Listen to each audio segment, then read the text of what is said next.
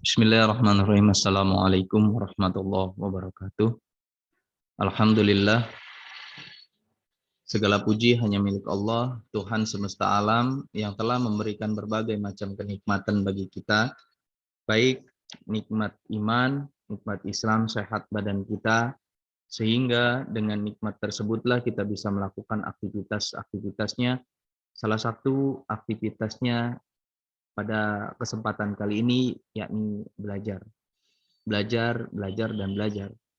Salawat beriring salam, tak lupa kita curah limpahkan kepada panutan alam, Habibana wa Nabiyana Muhammad Sallallahu Alaihi Wasallam beserta keluarganya, para sahabatnya, semoga kita termasuk ke dalam umatnya hingga akhir nanti. Terima kasih kepada siswa-siswi kelas 9. Pada kesempatan kali ini, di pembelajaran PPKN kelas 9, kita akan masih membahas tentang nilai-nilai Pancasila sesuai dengan perkembangan zaman. Di pertemuan sebelumnya, kita membahas tentang fungsi dari ideologi. Di pertemuan sebelumnya, kita membahas tentang fungsi dari ideologi, bahwa ideologi itu memiliki 3 fungsi, yakni pedoman, sebagai kekuatan, dan sebagai solusi dari setiap persoalan yang ada di masyarakat. Jadi ideologi itu, fungsi dari ideologi ada 3, sebagai pedoman, sebagai kekuatan, dan sebagai solusi dari setiap di masyarakat. Oke. Pada kesempatan ini kita akan membahas lebih jauh lagi tentang ideologi. Bahwasanya ideologi itu dibagi menjadi 2, yakni ideologi terbuka dan yang kedua ideologi tertutup. Apa sih ideologi terbuka itu dan apa sih ideologi tertutup itu? Menurut Kailan, ideologi terbuka yang pertama ada nilai dan cita-citanya tidak dipaksakan dari luar. Tapi nilai dan cita-cita ini atas dasar dari diri bangsa sendiri atau diri manusia sendiri. Itu menurut Kailan. Yang kedua, nilai-nilai atau cita-cita digali dari kekayaan rohani, moral, dan budaya masyarakat sendiri. Jadi yang kedua, ideologi terbuka itu nilai-nilainya didapat dari kekayaan rohani atau budaya itu sendiri. Dan yang ketiga, hasil dari musyawarah dan konsensus masyarakat. Di ideologi terbuka itu menurut Kailan ada 3 poin. Yang pertama, cita-citanya tidak dipaksakan dari luar.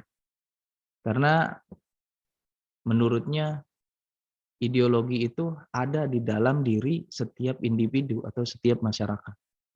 Yang kedua, cita-citanya digali dari kekayaan rohani, moral dan budaya masyarakat sendiri. Pancasila itu lahir karena adanya budaya, adanya persatuan budaya, adanya persatuan rohani, ada persatuan moral dalam situ. Dan yang ketiga, hasil musyawarah dan konsensus masyarakat. Jelas, lahirnya Pancasila bukan karena hasil dari individu, akan tetapi lahirnya Pancasila karena hasil dari musyawarah itu sendiri. Yang kedua, menurut Kailan, ideologi tertutup ada 3 poin. Yang pertama, bukan merupakan cita-cita yang sudah hidup dalam masyarakat. Bukan merupakan cita-cita yang sudah hidup dalam masyarakat. Yang kedua, merupakan cita-cita satu kelompok orang yang mendasari suatu program untuk merubah dan memperbaharui masyarakat. Yang ketiga, dibenarkan atas nama ideologi bahwa masyarakat harus berkorban. Nah, di Pancasila juga memiliki ideologi tertutup, Yang pertama, ini. Cita-citanya bukan hidup dalam masyarakat, akan tetapi Pancasila itu dilahirkan pada tanggal 1 Juni ya oleh sidang BPUPKI, dirumuskan oleh para tokoh pejuang. Benar sekali. Dan yang kedua, ideologi itu merupakan cita-cita suatu kelompok. Benar. Kelompok terbesar adalah bangsa Indonesia. Di Pancasila ada kelompok terbesar. Apa? Kelompok terbesar namanya kelompok bangsa, yakni bangsa Indonesia. Memiliki cita-cita. Apa? Ada di setiap sila di Pancasila. Dan yang ketiga, dibenarkan atas nama ideologi bahwa masyarakat harus berkorban. Jelas, masyarakat harus memiliki jiwa nasionalisme, harus memiliki jiwa patriotisme yang tertuang dalam pembukaan UUD 1945 dan Pancasila. Bahwa berarti benar sekali bahwa Pancasila itu memiliki ideologi terbuka dan juga bisa menjadi ideologi tertutup.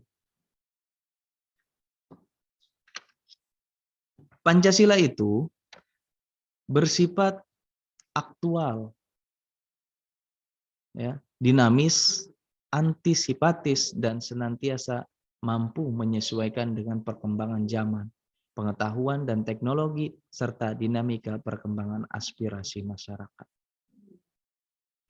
Jadi Pancasila lahir mampu mengikuti perkembangan zaman. Lahirnya Pancasila pada tahun 1945 sampai dengan detik ini di tahun 2021 selalu fleksibel mengikuti perkembangan zaman. Jadi, kesimpulan dalam pembahasan kita kali ini bahwa ideologi itu merupakan sebuah cita-cita yang dimiliki oleh suatu individu atau suatu kelompok, ya. Dalam hal ini ideologi Pancasila, ideologi bangsa Indonesia adalah Pancasila, di mana ideologi ini dibagi menjadi dua. Ada ideologi terbuka dan ideologi tertutup. Ada ideologi terbuka dan ada ideologi tertutup. Terima kasih, mungkin itu aja pembahasan kita pada pertemuan kali ini. Kita cukupkan sampai di sini. Mohon maaf apabila ada kata-kata yang salah. Billahi taufiq wal hidayah. Wassalamualaikum warahmatullahi wabarakatuh.